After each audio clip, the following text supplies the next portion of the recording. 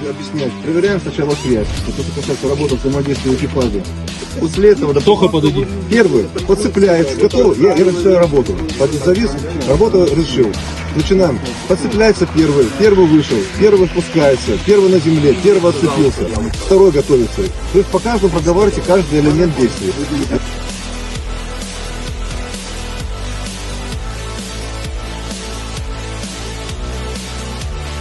Удобно все? Очень удобно. И теперь выпускающим он сразу видит всю линию на выпуске, что ты стоишь. Смотри, ты сразу все видишь, сразу контролируешь. Ты снял все. Пожалуйста.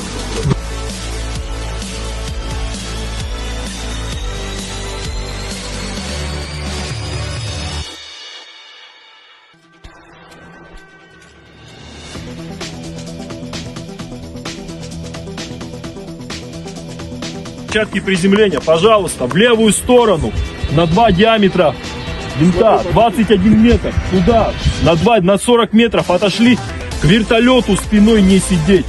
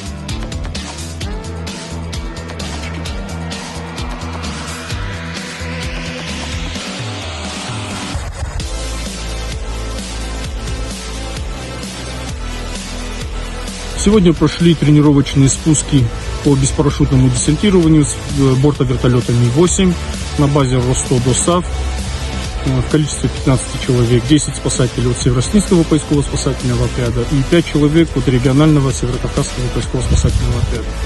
Тренировочные спуски прошли успешно, поставленные задачи были выполнены, спасатели вспомнили, как выпускаться из вертолета с высоты 20 и 30 метров.